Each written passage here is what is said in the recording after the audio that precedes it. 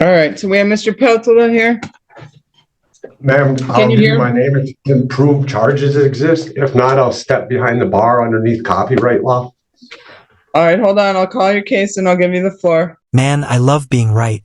Hey guys, and welcome back to today's video. Today we're heading straight back into Judge Lau's courtroom to revisit a sovereign citizen I literally covered just last week.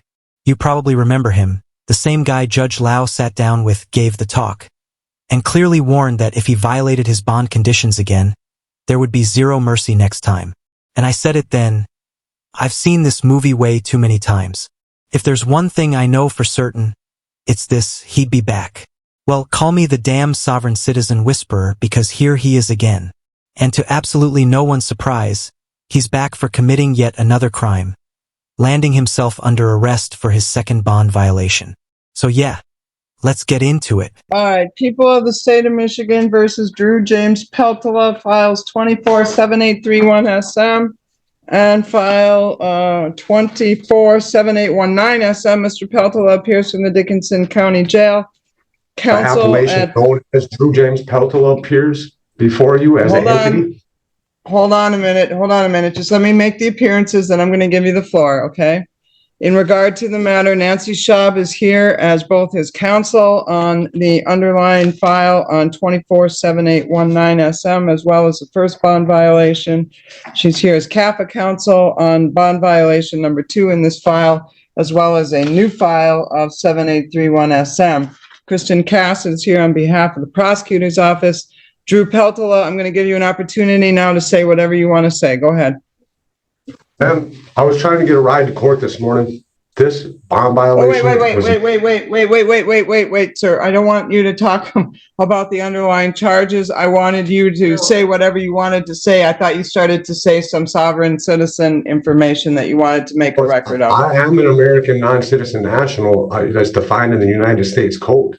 And I do believe that underneath copyright, once my name is copyrighted through the Daily News, once I put that copyright on your paperwork, that's something called copyright impoundment. That means that under Erie Railroad versus Tompkins, the fictitious entity under due process of law does not apply to my sui juris living being. If only it were that simple. If it actually worked that way, everyone would rush out to copyright their own name just so they could magically avoid being held legally accountable for their actions forever. That's not how it works. That's not how any of this works. All right, is there anything else you'd like to state for the record concerning this issue then, Mr. Peltola? No, there's not, Your Honor. I would just like to be released again on a PR bond. You have expedition charges. I'm asking the courts to please release me on a PR bond again, and I'll continue to abide by court rules and stay off the drugs and try to maintain my court dates. All right. In regard to the matter, then, Mr. Peltola, I have an advice of rights and plea, and for the record, I will acknowledge your comments, that your objections in respect to the court's jurisdiction and whatnot are noted for the record concerning your position regarding your status with the court. All your rights are preserved. In regard to the matter, did you understand the advice of rights and plea information form as it was then, Mr. Peltola? Yes, I did, Your Honor. How about the bond violation arraignment hearing form? Did you understand that? I do not have it in my hands, but I read it, and yes, I fully understand. All right, it's signed by you, today's date. Did you sign it? Yes, I did. Also, Brad. Yes, I did, ma'am.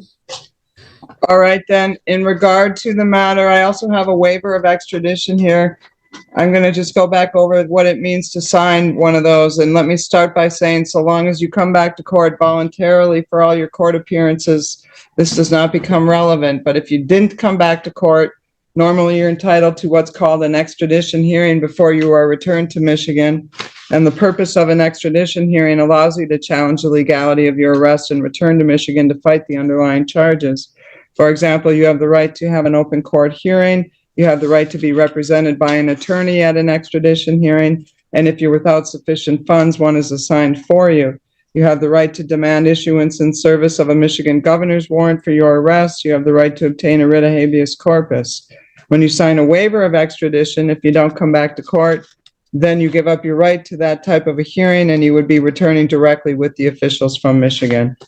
Do you understand what that means to sign the waiver of extradition then, Mr. Peltola? I understand, Your Honor. You, Ms. Schaub, did you have a chance to go over the nature of the charges and the maximum penalties with Mr. Peltola? I did, Your Honor, and he waives reading of those charges in open court. I've determined that he has read, signed, and understood both advice of rights forms. He wishes to plead not guilty, and he is requesting assigned counsel.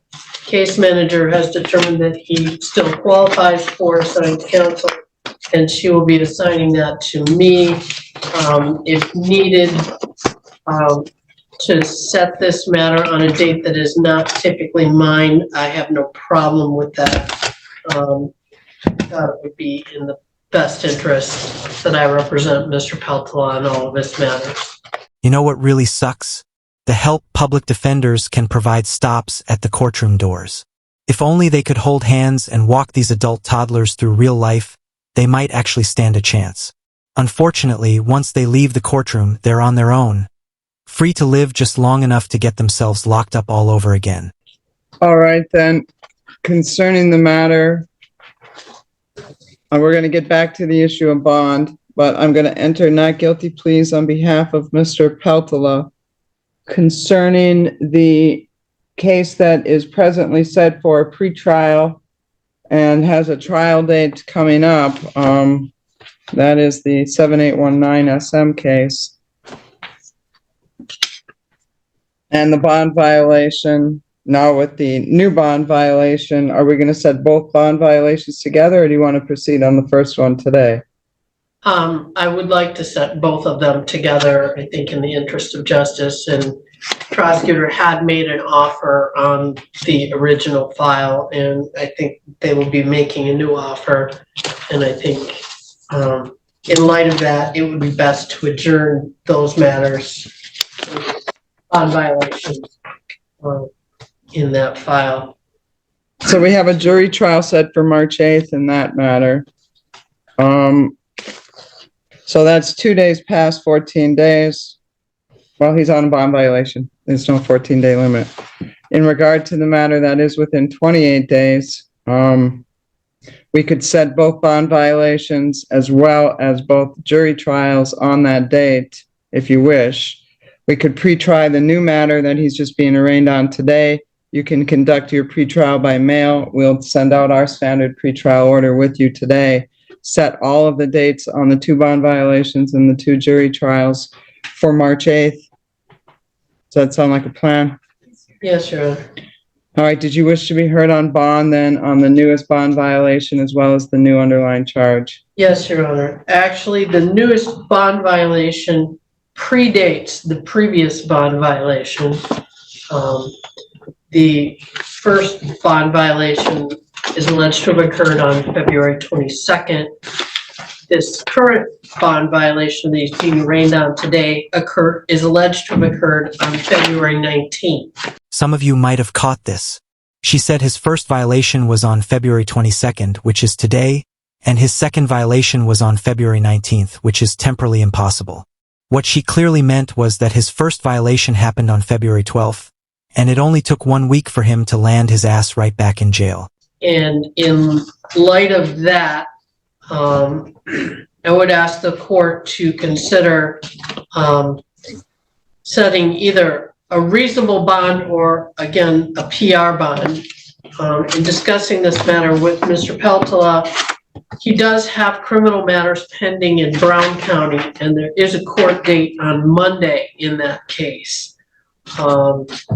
It looks like from the lien printout, he may have had some issues either in the past or currently appearing in court. And I'd like to be able to have Mr. Peltola be able to take care of that matter. It looks like it's a more serious matter than the matters in this court. If he can make those arrangements to get down to Green Bay to take care of that. He's given me the name of his attorney, and I intend to contact that attorney and see what Mr. Peltola needs to be doing with regard to that case. So if the court does not grant a bond that he can post, perhaps we can make arrangements for him to appear from the jail here. Ms. Cass, you wish to be heard on bond? Leave it to your discretion. All right. Concerning the matter, then, I have some concerns regarding Mr. Peltola. He seems to be on a spiral. This started with a disorderly drunk on February 4th in a public place. I saw him on February 5th. I set his bond terms. I saw him back on February 12th, with a .236 on a preliminary breath test. I set bond at that time on the bond violation and the underlying. And the reason I told him then that I was going to give him the break is that normally I see people in between, they get arraigned, I give them the warning, and then they come back on a bond violation. He had not had the warning in between because he violated his bond so quickly that I saw him all at once. So I told Mr. Peltola at that time that I would set the bond at a 1,000 PR, but understand that if he came back again, he would leave me no opportunity or new choice. So here we are, not even a week later, on February 19th, stealing alcohol from the Norway Quick Stop, involving another bond violation as well as a new underlying charge that I'm free to assume is true for purposes of setting bond. I'll tell you what, this guy isn't just a model citizen. He's also a proud, card-carrying member of the sovereign citizen branch of the ARC. So for purposes of setting bond today, then for the following reasons, and in regard to his Wisconsin matters, very serious matters, he's got 2 felonies pending in Brown County from 2023. The first one alleges possession of narcotic drugs, a felony, possession of a controlled substance on or near certain places with a modifier, carrying a concealed knife, possession of drug paraphernalia. That case has been pending through for quite some time. And he has a court date for a status conference scheduled for February 26th at 11 a.m. Then, so the date of this offense was filing date of 2/10 of 2023. He's got a filing date of March 15th of 2023 in Brown County. Another felony alleging bail jumping as well as possession of drug paraphernalia. Likewise, that has a court date at the same date and the same time as the other pending felony. I think that is part of the other pending felony. They charge it as a separate offense, but It's a separate case. Total separate case, total separate charges, total separate bond, total separate court dates. This is file 23 CF 448. The first one is 23 CF 240. So in respect to the matter, my point being for purposes of setting bond, Mr. Peltola has some substance abuse issues going on. He's got numerous cases pending in Wisconsin as well as out here. In regard to the matter, Mr. Peltola, I'm going to direct you to talk to your lawyer. I'm setting bond concerning the new theft case. Then the conditions are going to be as follows. Mr. Peltola may not enter into the Norway Quick Stop as a condition of his release. He is not to purchase, possess, or consume alcohol or non-prescribed controlled substances. Mr. Peltola is subject to random PBTs and drug screens. Mr. Peltola may not go in any businesses that sell alcohol for use inside, such as bars and taverns. Recreational and medicinal marijuana use and possession are prohibited until or unless further order of the court. Conditioned on him signing that waiver of extradition, which I do have in the file, I will allow him to go back and forth to Wisconsin for purposes of court hearings and or meeting with his attorney. If in residency, he lives in Wisconsin. in residency, no, he lives in Vulcan, or he says Vulcan. Is that just your Bracket. mailing address? Yes, we can do it like that if you choose to. Well, where is your residency? My residency and my domicile is 1968 River Street. We can switch it with a mailing address to W43, the apartment 13 in Vulcan, Michigan. The address should be in there. It should be bracketed. Right, and that's apartment 13. You didn't put that on there though. Apartment 13? Yes, ma'am. And that's your mailing address though?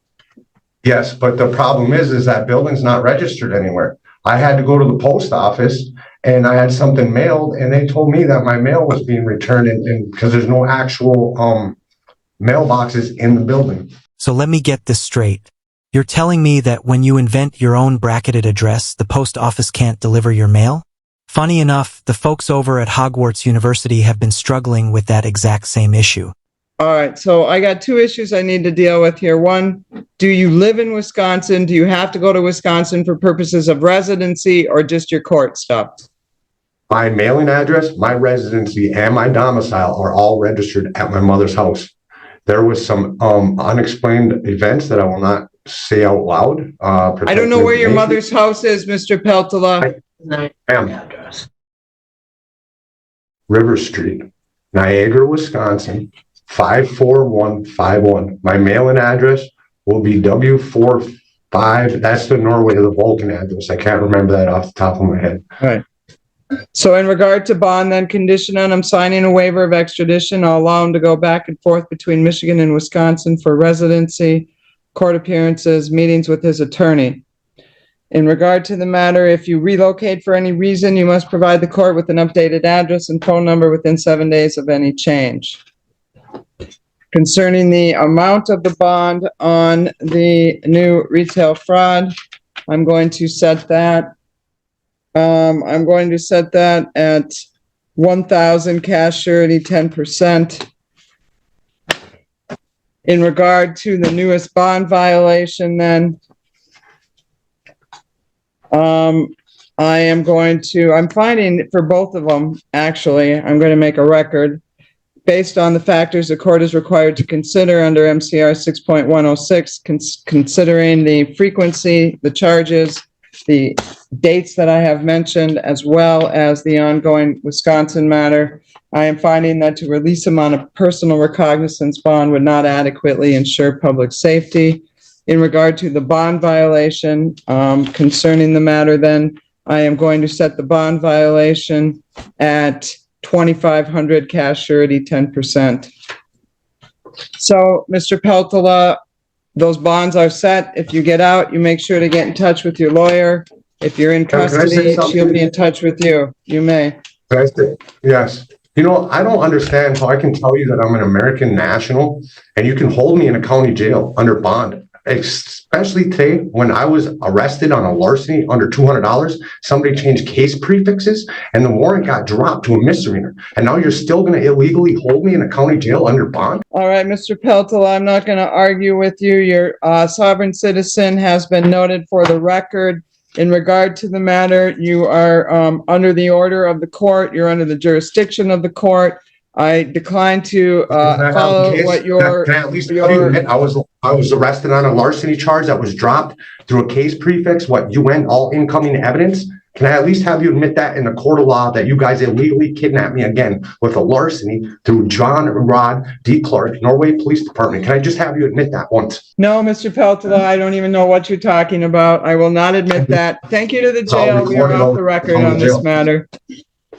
Alright guys, that's gonna wrap up today's video. And I think it's safe to say he'll definitely be back again. Just not of his own free will. Also, I want to let you know there was so much sovereign citizen madness in court yesterday that I've got an absolute banger coming tomorrow that you do not want to miss. If you enjoyed the video, hit the like button. If you didn't, hit the dislike. But either way, drop a comment below. And make sure you subscribe with notifications turned on so you don't miss any of my content.